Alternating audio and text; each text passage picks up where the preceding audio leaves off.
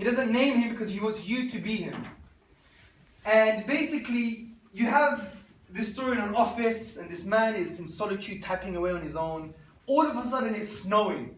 Hyoni, Greek word for snow.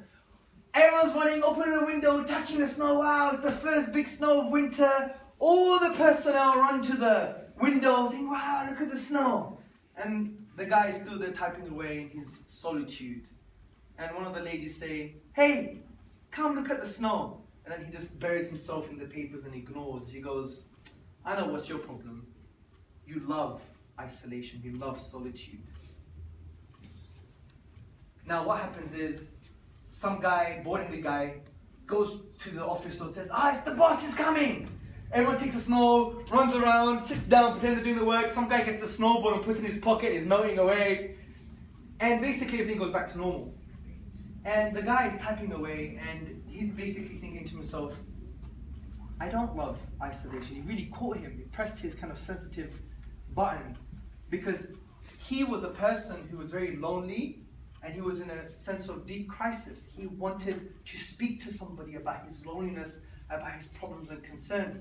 And the woman who said that you love loneliness, he was thinking of even speaking to her after work, to even express himself as a human being. I have problems, I have concerns, I have issues.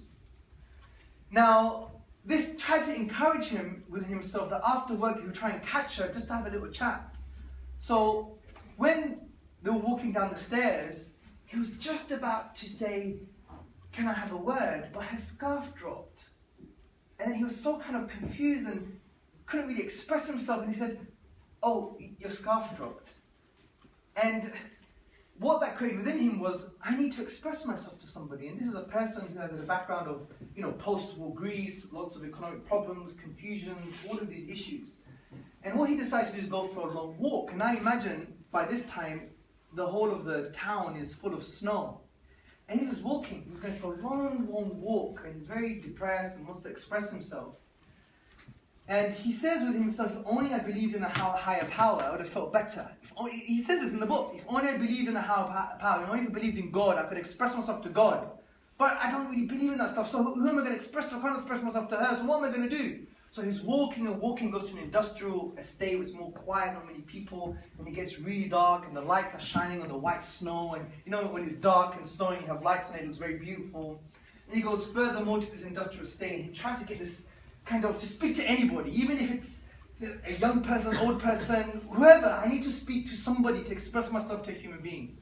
So eventually he gets into the middle of the night, and then he sees a shadow, and he says, that's it, I'm going to start talking. And then he expresses himself, and everything comes out. His anguish, his pain, he connects. He says why and what and where and all of this stuff. And then he's talking for the whole night, and then it starts to be bright again in the sunrise. And then he realized that the shadow was just a snowman. And that is life without God for a human being.